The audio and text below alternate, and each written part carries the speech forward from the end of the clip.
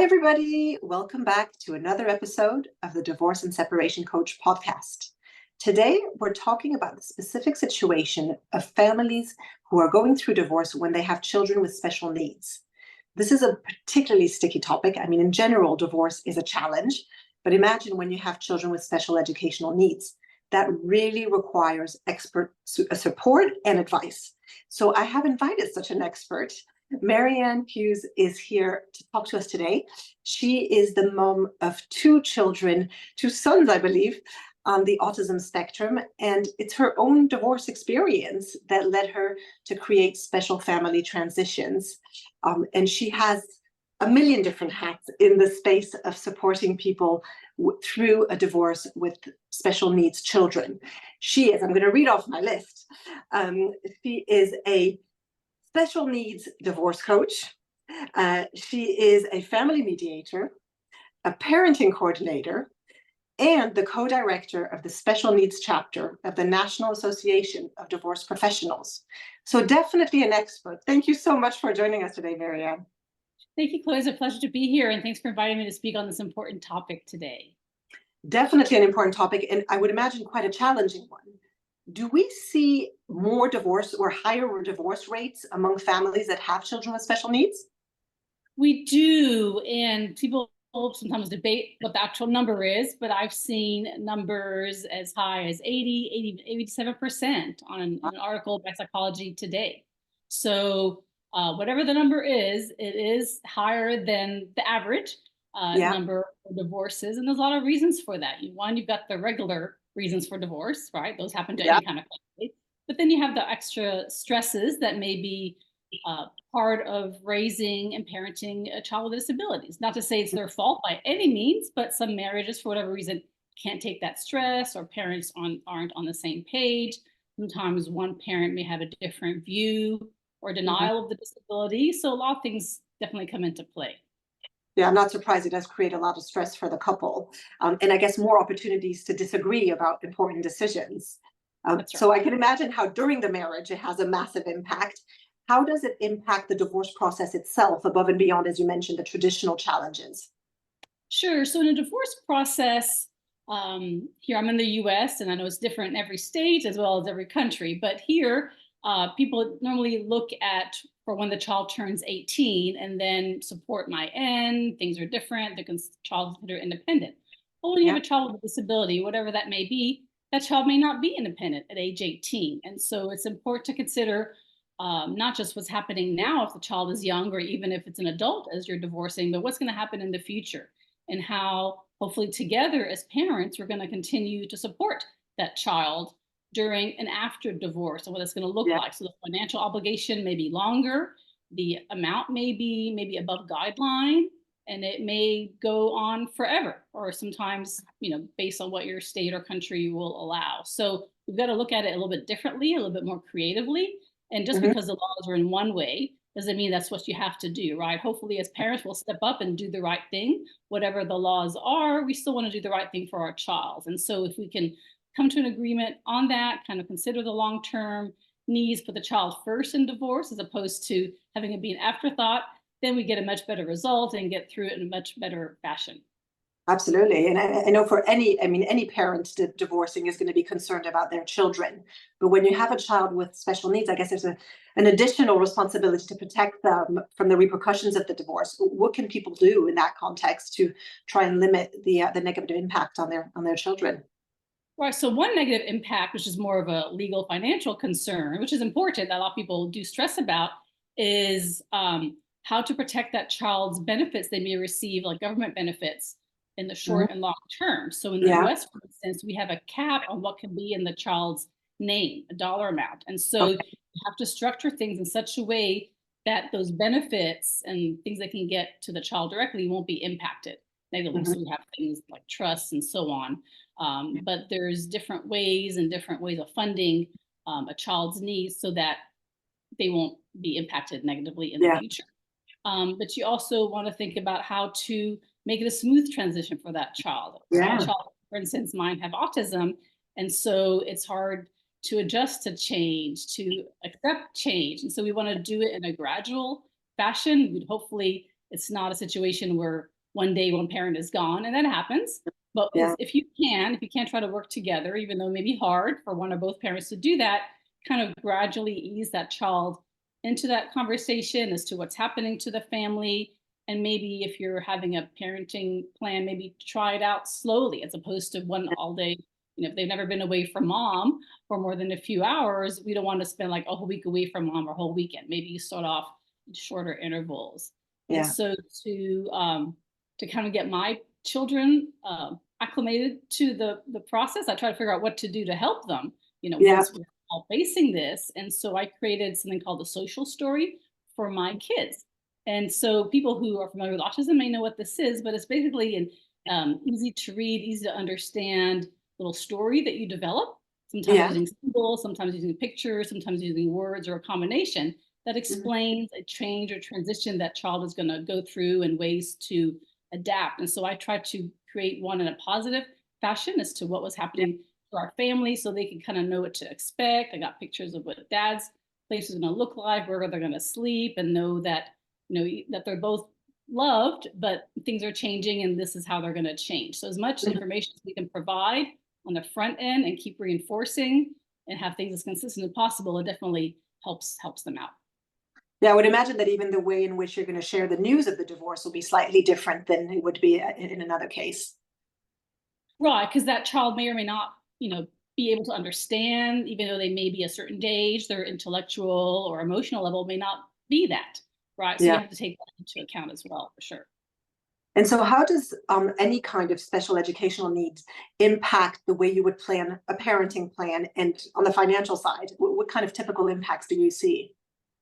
Right. So as I mentioned, we want to try to limit transitions. So we want to figure, okay, what's going to be best for your particular situation. For some Mhm. people, it may be the child is with whoever may have been the primary caregiver during the week and maybe spend, some or all weekends with the other parent who may be a bit more the financial contributor.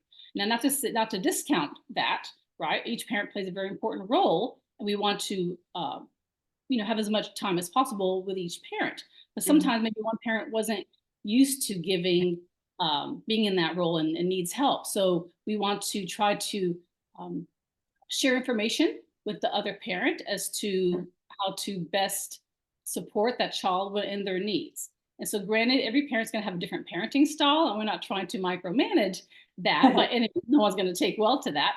But we do want to share information, Mhm. whether or not they admit that they might benefit from it. Sometimes they don't want to hear it from the divorcing spouse, I but we can want imagine. to share it in such a way that's kind of a neutral tone, a helpful tone, and if it doesn't work from you, maybe from a third party, you might be better received, but kind of have things documented so that when they are in a situation they're not sure how to handle, they can refer to that document. They can know, uh, you know, medical providers or have, there's all kinds of parenting apps and ways to communicate the information, but we want things as much as possible that they can refer to in a way, or hopefully the channels of communication are good enough where we can, reach out to you or to the parent who has that information at that time. But that Yeah. may not always be the case. So we want to provide a reference for them so that way, if they need that help, they can either know where to find it or hopefully reach out to you if it's not already there. That makes a lot of sense. And I would imagine you have to get quite creative as well with the parenting arrangements. I can imagine situations where a child can't really deal with different environments and needs that consistency. And then you need to think about other ways to manage that contact. Right, right. And one way to do it is like a visual schedule or visual calendars that you can maybe have at each home or at least in one home where you can control, what's happening there. And so a lot of kids, as I mentioned, on the spectrum or even other challenges may respond well to things visually. So have things easy to understand. It's like, okay, these are the days that you're with mom and this is with dad. So they can plan ahead. It's not a surprise for them that day, where am I? Where am I going to go? Because they want a sense of security and their own sense of control as well, as we all do. So they want to know kind of what's happening so they can plan ahead. Psychologists I talked to called it the number of sleeps. We're going to have number of sleeps at mom's and then at dad's or vice versa, as opposed to calling it, parenting schedule or possession days. That's Yes. kind of a big term for kids. So we want them to know that each home is their home. I even Yeah. had a question for my 20-year-old son just yesterday. Mom, is this my house? Like, of course it's your house. So we want them to definitely feel that just because mom and dad don't live together, um, that, they're both welcome in each Yeah. home, and that we want them to spend time and have opportunities to spend time with each parent. So we want to make it as positive an experience as we can for them. We want to, during the handoff or whatever, you're going to use for your parent, whether they're going to come pick up or drop off or whatever it might be, make that a pleasant experience as much as you can. We don't want to speak negatively about the other parent in front of them or in front of the child or really in front of anybody, right? Yeah. In adult conversations during the divorce, we don't want the child around during those conversations, because Mhm. they're going to take that as reflection on them. If one parent is seen as doing something bad, they're going to wonder, am I like that, right? So we want to make sure to keep it neutral as much as we can. We may have definitely emotions going through it and feel certain ways about the other person, but we certainly don't want to impart that to Yeah. the child. And I guess those are good tips in general, whether your child has special needs or not, or you do not want to be putting them in the middle. Right, right. Because they're very kids with autism, for instance, and that's kind of referred to as my experience, even though I have experienced a lot of other challenges as well, is that they're very black and white in terms of Mhm. how they see the world. And so, yeah, we want to try to help them understand that, yeah, we're all here to support them. Yeah. Yeah, and I think feeling their parents as much as possible united in their approach and how they parent them is going to make a big difference in that security. And then from a financial perspective, are there any specific considerations that need to be looked at when you're getting divorced and you know that your child's going to need that kind of long-term care?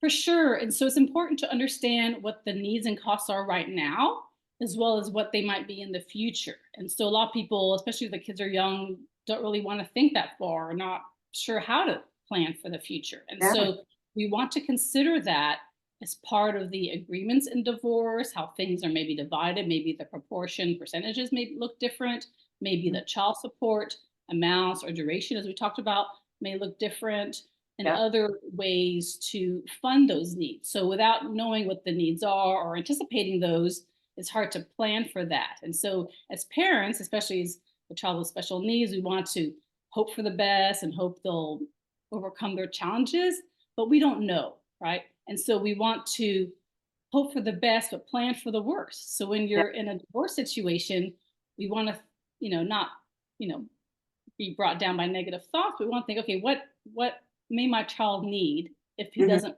he or she doesn't progress, and Yeah. how can then we take care of that need, right? Working Yeah. together as parents, or making sure we have the funds from the other parent if you're the non-working spouse, or whatever it might be, right? If you're both working, then how do we together, um, address these needs? And so you want to look at the long term. Some people think, okay, I'll get divorced and then we'll think about it. And I don't advise that approach, because then it's more difficult. Then you have to maybe go through the courts again and modify, and it becomes complicated. And Yeah, so for sure. granted, you can always go back and modify, but if you can make agreements now as to what things might look like in the future, if you have these needs, if these issues come up, how do we address those? So in terms of financial, but also educational and decision making kind of things, we want to think about as well. Yeah. If some people fight over, I want 50-50 and so on. But think about it. If one parent has been the one making decisions and been involved in all the education and therapies, maybe you consult with the other parent, but maybe that parent should have um the I guess The power, the I final guess. decision making, right? Because then here, where I am, you can have one parent to be the final decision maker, right? Who makes those decisions. But even though you're required to consult with the other parent. Yeah. And so we want both parents to be involved, right? But sometimes if you have 50-50, and if it works for your family to do 50-50, that's great if you're on the same page and get along well. But in a conflicting situation, that becomes troublesome. Yeah. Yeah, and I could see how those kind of issues that were actually probably issues during the marriage would continue to be issues. And so how do you support the couples in making those ongoing decisions that relate to the healthcare and well-being of their children? Right. So that's why I kind of took on some extra roles and certifications, as you mentioned. So as a divorce coach, I primarily work with one parent, but Yeah. then to support them and help them advocate for their needs and for their kids' needs. That's Mhm. big part of what I do as a special needs divorce coach, is have them think about the future. What's that going to look like to make sure that we get what we need for our child with special Yeah. needs. The divorce. A lot of people don't think that. A lot of attorneys aren't maybe familiar with these type of cases and situations. So we want to bring to them some of the issues that need to be discussed. Maybe what does my life look like, and what are, what does my day look like, my child's day. They call it a day in the life, sometimes for medical, in the legal type of setting. But yeah, we wanted to show, people who are involved in our process and our decision making, why we're asking for what we are, right? Not just to have extra money, but these are the actual needs and how much time it takes out of somebody's day, and the experts we have to bring in on a daily basis to support our child. But anyway, to answer your question about how do we then work with help both parents. So as a became a mediator to hopefully avoid kind of a litigated process, right? We want to hopefully bring the parents together, talk about these issues, and come up with a plan together. And so I can also do consulting with both parents, and then became a parent coordinator also that way to help. So whether it's before, during, or after divorce, if you run into challenges as to how are we going to parent, what's going to work, this isn't working, we need some help to maybe think about it a different way, then I can help that way as well. So my goal is to help either one or both parents, no matter where they are in the process, to kind of think about things and plan for that child and also for themselves so they can best support that child going forward. And it's so great to have that kind of special expertise that you can provide to help them, because it isn't a traditional kind of setup. And do you find that the courts are, I guess, understanding of that situation and will understand that there are special provisions that need to be made? So that's an interesting question. So sometimes it's kind of the role of that parent and of that lawyer to kind of educate perhaps the judge who may or may not have had experience in that type of matter. I mean, granted, you have divorces all the time, special needs ones, but every family's different. And so they may not have dealt with the complexity of your situation or understanding what is needed. And so, in my process, I had to go through several different layers of support and getting experts in who could then provide information, whether it be financial experts or experts about special needs and mental health professionals, to what the disabilities are, the diagnoses, and then what would be needed to help the child now and in the future. And that was all considered part of the divorce. And it was an education process for the judge. And luckily, because we did that, we did have a good result. But if we hadn't done the homework and didn't have all those efforts done, it may have had a different result. And so I took all, everything I learned and my, team learned, that I don't want people to have to recreate the wheel every time. Like you said, at the beginning, it was a very high rate of divorce with these families. And why should we go through so much trouble every time this is happening?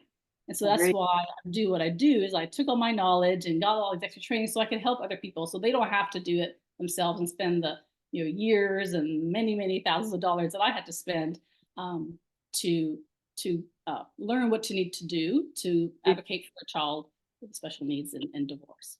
Absolutely. That's exactly, I think, the value of having that expertise, and to be able to draw on your experience, because you're going to help them avoid those typical mistakes, and you're going to support them through the process, which is not necessarily tailored to their specific situation. So I like to finish my podcast with a question around your top tips. So, to a couple who is divorcing and who has children with special needs, whether it's one or several, what would be your top 3 tips in terms of how to handle things as best as possible? Sure. So as you talked about, like with any divorce, we want to put the child first, really make it a child-centered divorce as much as we can. We may be disagreeing about a lot of things, about reasons for divorce and who did what to whom, but really, end of the day, divorce is a finite process, and we're going to have to co-parent effectively after divorce, right? It's for our kids' sake. Even if we don't want to, we've got to do it for our kids' sake. So the decisions that you make in divorce, how are those going to impact the child now and in the future? So we want to maybe be more flexible in terms of, okay, well, yeah, we need, funding here, we need this. How are we going to best do this, as opposed to trying to get revenge on each other or hurt each other in the process? How do we want to do this so that our child gets what they need? So if we hopefully do it that way, as opposed to more negative type emotions, and I think that helps. And The so, like, co-parenting is likely to last even longer than exactly, I was going to say that exactly. So it's not like the child is 18 and you're done. You don't have to see that parent again.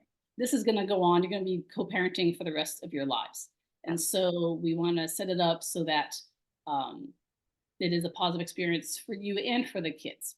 yeah. All Yeah, right, and great. yeah, and also, yeah, try to take your child's needs into account as you're making, like you said, a parenting plan. What's going to work for them? Maybe split up. For instance, vacation times. I've seen a lot of posts recently with summer coming up here, Yeah.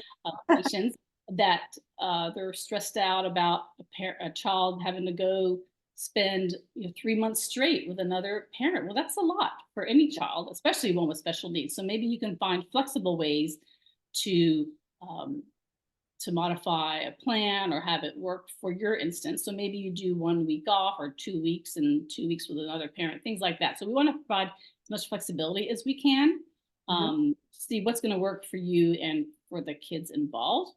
And Yeah. also another important thing that I guess doesn't get talked about a lot is consider the other siblings, right? So you've got the child with special needs, but you may have, one or more that are neurotypical, as they Mhm. say. So we want to kind of make sure that they feel important and heard and Yeah. valued during the process as well. So in terms of their needs and their preferences, kind of take all that into account as well. And so we want to spend special time with each of our children, but also let them know that everybody's important and Mhm. deserves their time with each parent as well.